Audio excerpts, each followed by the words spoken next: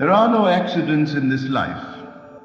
If you have found yourself drawn to these words, it is because something within you already knows.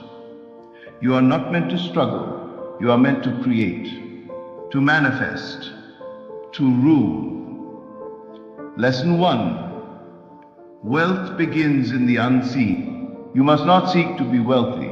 That seeking implies it is far from you. Instead, become it within. Close your eyes, feel the luxury, smell the success.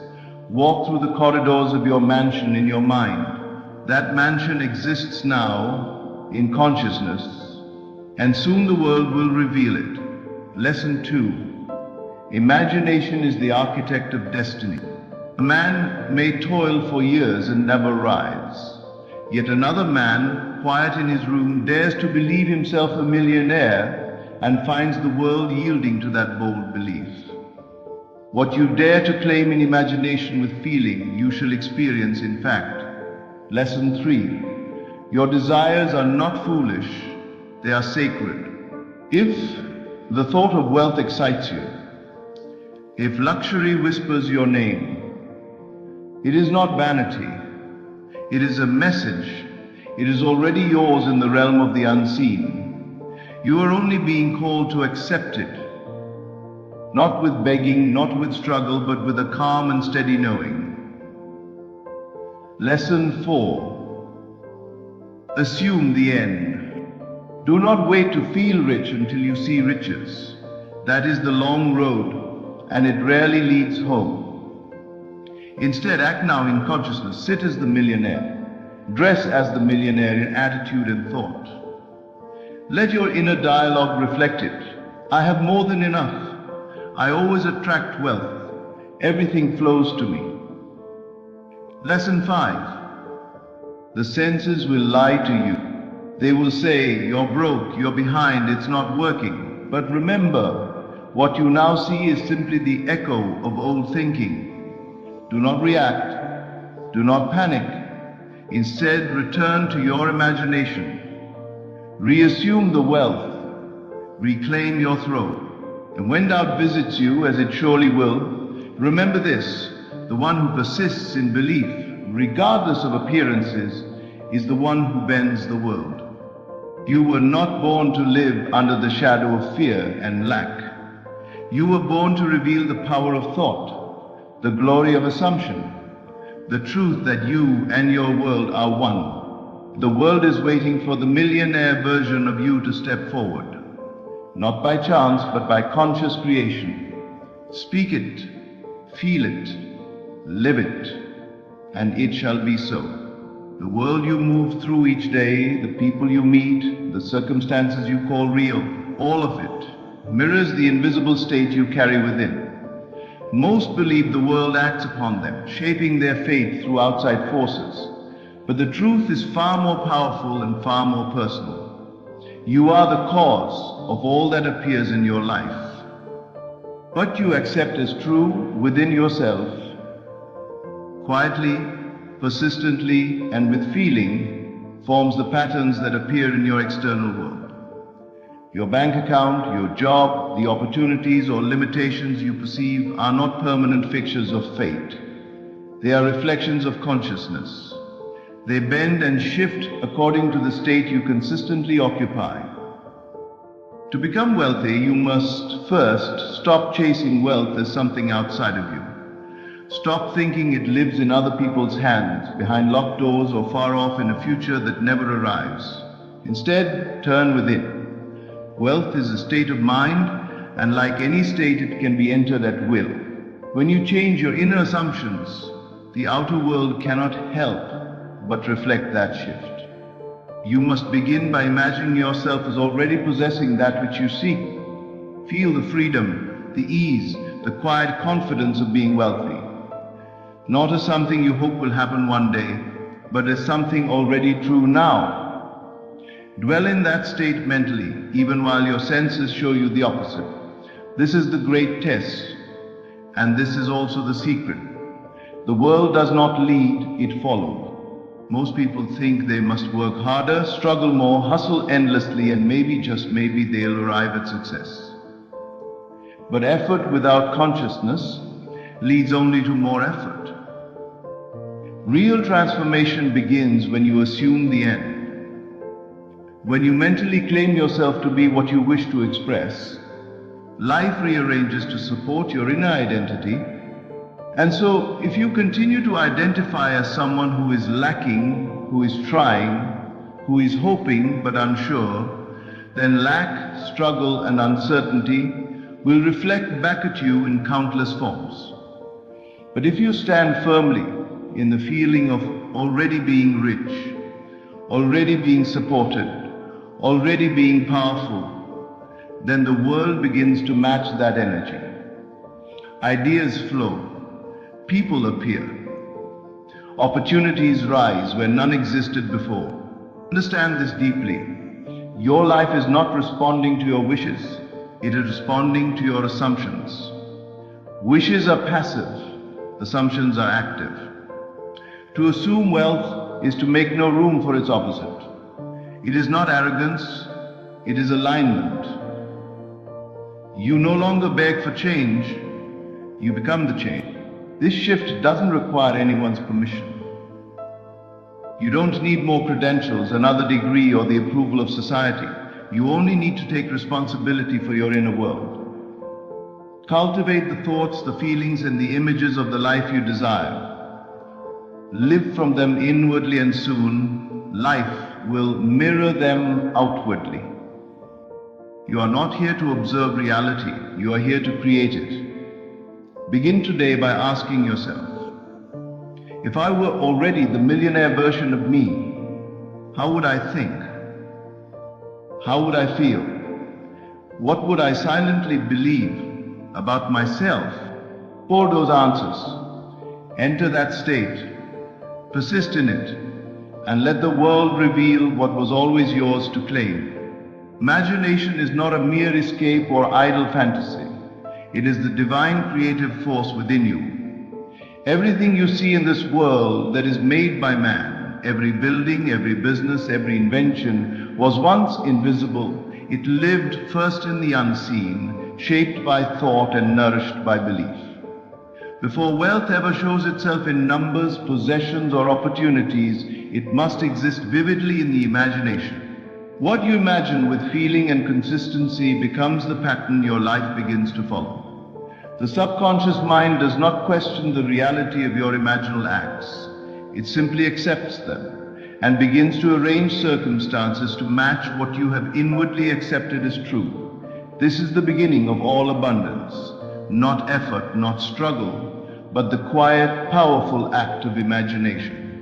Most people only use their imagination to relive the past or fear the future. They imagine debt, rejection, limitation, and failure, and then are surprised when life delivers exactly that. But when you deliberately direct your imagination, when you choose to feel yourself already rich, already thriving, already blessed, you are planting the seeds of wealth in the most fertile ground there is, your consciousness. Riches are not created by willpower alone. You cannot force wealth to appear by brute force or endless action. You must first see yourself as wealthy in your mind's eye, not occasionally, not in bursts of desperation, but consistently, gently, and with conviction. If you can hold the image of yourself as successful, if you can feel it, dwell in it, believe it, it must externalize. This is not wishful thinking, this is the law of consciousness.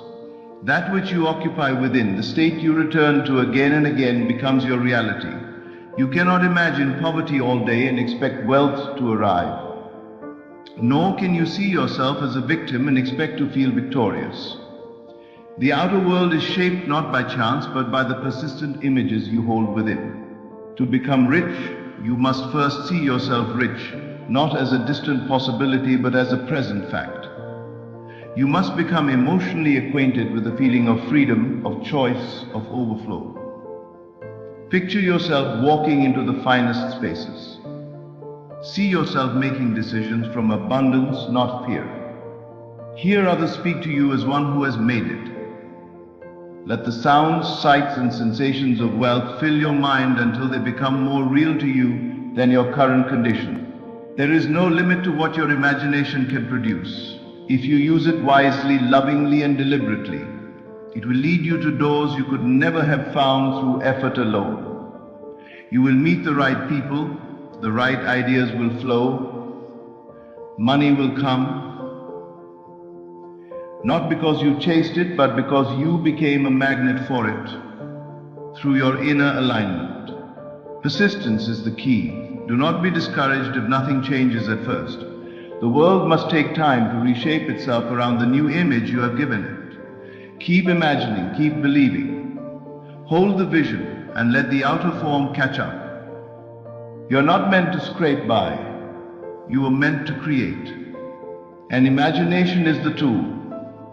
Use it, and abundance must follow. Desire is not something to be ashamed of, nor is it something to suppress or ignore. It is a whisper from the deeper part of your being, calling you to remember who you truly are. When a desire rises within you, strong, persistent, and full of feeling, it is not a product of chance. It is not a fleeting wish. It is a divine signal, a seed planted by your higher self, revealing what is already yours in the unseen. So many are taught to doubt their desires, to treat them as unrealistic, selfish, or impossible. They are told to be practical, to settle for less, to fear wanting too much. But the truth is, if you were not meant to have the desire, it would not have been born in you. You could not feel longing for something that does not in some dimension already exist for you. It is your awareness of what is waiting. A true desire carries its own confirmation. It does not come from outside influence or fleeting emotion. It burns quietly, steadily, deeply. It is your spirit's way of reminding you of your potential, your path, your purpose. You do not need to force it. You do not need to prove yourself worthy of it. You simply need to honor it, to listen, and to allow it to unfold. Desire is sacred. It is creative energy in motion. When you feel a desire, you are being shown a reality that already exists in the invisible. Your task is not to make it happen through strain, but to align yourself with it through faith and inner acceptance. The moment you claim your desire as already true in consciousness, you step into the version of yourself that matches it. You must stop treating your desire as something far away. Stop believing it is something you must earn, beg for, or chase. The desire itself is the evidence of its fulfillment. It is not a temptation or a test. It is a glimpse into what is already yours by right of consciousness. That's why it feels so alive, so real, so magnetic. It's calling you home. The world may try to talk you out of your desires. People may say it's too big, too risky, too unrealistic. But they cannot see what you see. They do not feel what you feel. That desire was not given to them. It was given to you, and you must protect it like a flame in the wind. Nurture it with thought. Feed it with imagination. Clothe it in the feeling of fulfillment.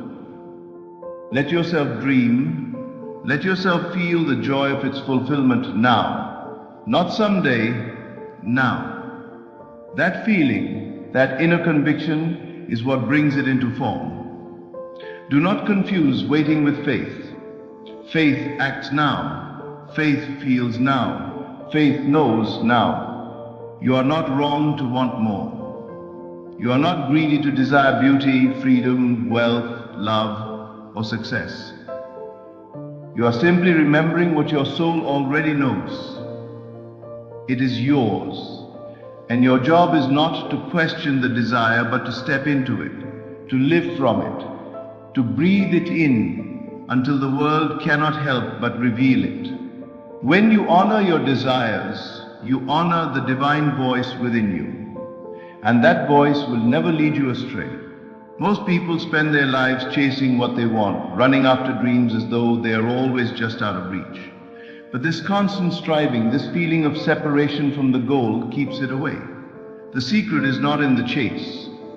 It is in the assumption. You must live from the end, not work endlessly toward it. You must think, feel, and act as though the thing you desire is already yours. Because once you occupy the state of the wish fulfilled, the journey begins to rearrange itself in your favor. This is not about pretending or playing games with your mind. It is about shifting your inner stance from lack to fulfillment, from longing to having. If you desire wealth, then mentally dwell in the feeling of already being wealthy. Let that feeling become natural to you. Stop measuring time and progress. Stop asking, where is it? And begin knowing it is done. When you live from the end, you stop begging the world to give you what you want. You stop acting like someone who is trying to become rich, and instead you become someone who simply is rich in consciousness. That inner shift creates outer results. The world is a mirror, and it reflects not what you wish for, but what you assume to be true. Living toward the end is filled with struggle, always trying to close the gap between where you are and where you want to be. But that gap only exists in the mind. There is no real distance between you and your desire, only the state you choose to occupy. When you enter the state of already having, the universe begins to move in ways you cannot predict or control. People, ideas, and circumstances arise often effortlessly to support the new identity you've claimed. Many think that if they act as though they are wealthy now, they will become irresponsible or delusional. But living from the end is not about reckless behavior. It is about alignment. You no longer make decisions based on fear or desperation. You think clearly, speak confidently, and act from a place of abundance. This clarity draws the right results to you with far less effort than striving ever could. The end must contain the means. This is a profound truth. If you fully accept that you already have what you want, the path to it must unfold. The means to your goal are included in the assumption of the goal's reality. You do not need to figure out every detail. You do not need to control the process. You need only remain faithful to the end. When doubt arises, return to the feeling. When fear creeps in, return to the state. This is the discipline, to hold the end in mind, regardless of appearances. Feel what it would be like if you already had the money, the success, the freedom. Let that feeling saturate your mind and body until it becomes your new normal. The moment you truly live from the end, everything changes. Not because you forced it, but because you became it. You don't become rich by chasing wealth. You become rich by knowing that wealth is already yours. Let the world conform. It always does. Second, you ask, the world you see around you is not the cause, it is the effect. It is the result of your previous states of consciousness, your past assumptions and long-held beliefs. It is old news. What you are experiencing now is merely the echo of who you were. If you want to create something new, especially wealth, you must learn to ignore the evidence of your senses when it contradicts your vision. This is the test of true faith. Anyone can feel abundant when their bank account is full, but can you feel rich when there is nothing but emptiness staring back at you? Can you persist in the assumption of wealth when the world shows you struggle? That is the power. You must understand that the senses lie. They report only what was, not what is becoming.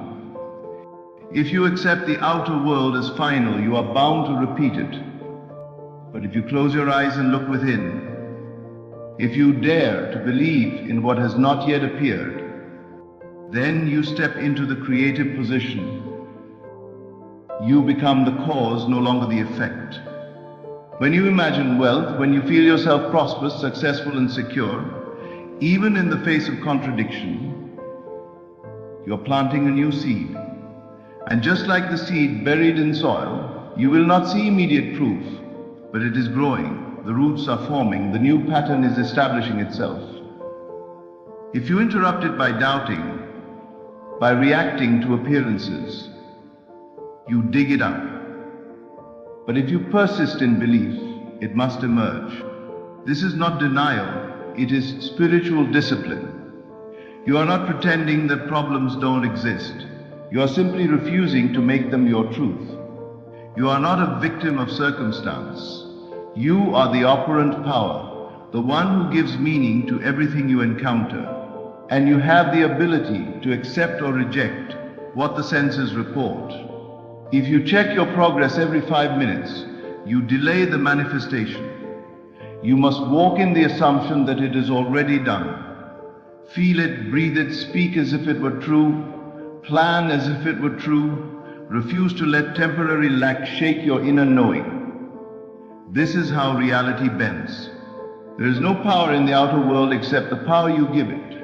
And when you ignore the evidence of your senses in favor of your inner vision, you are claiming your authority as a creator.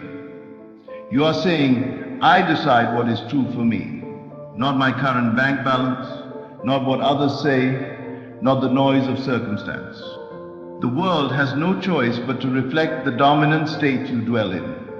When you live as though you already have the thing desired, when your mood, your tone, your expectation match your goal, the world begins to shift. You do not know how, and you do not need to. You only need to remain faithful. Let the storm rage outside. Let the numbers look small. Let the bills come. You are unmoved because you know a deeper truth. Your faith reforms the future. Reality is fluid. It responds to conviction. And once you ignore the old, the new has space to arrive. So walk forward with confidence, not because of what you see, but because of what you know.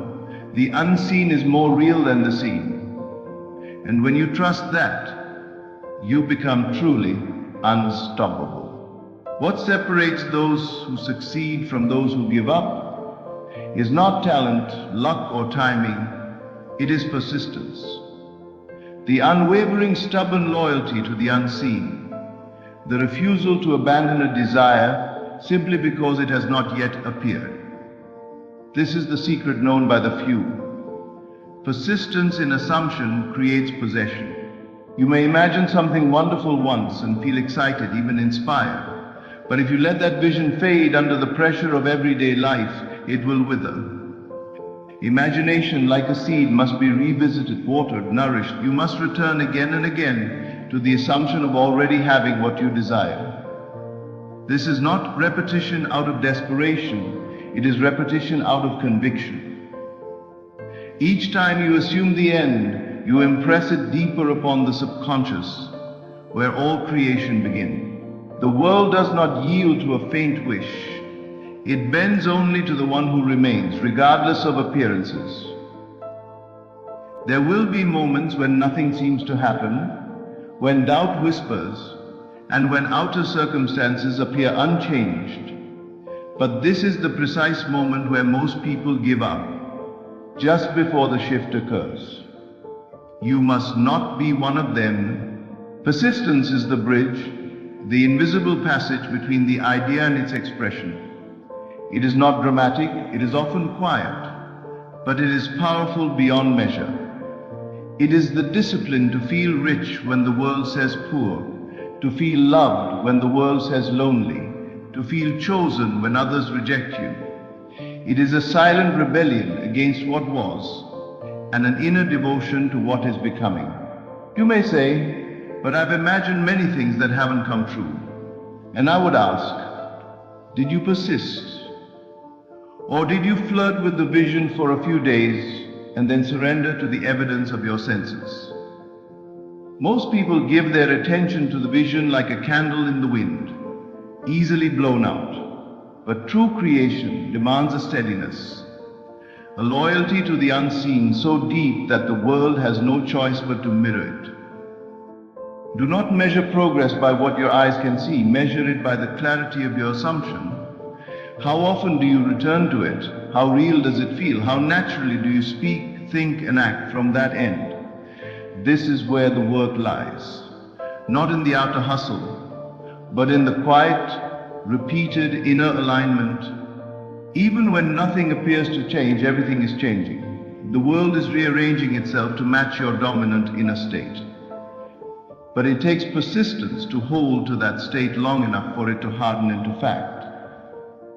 The moment you give up, you delay the manifestation, not because it was impossible, but because you stepped out of the state that would have drawn it to you.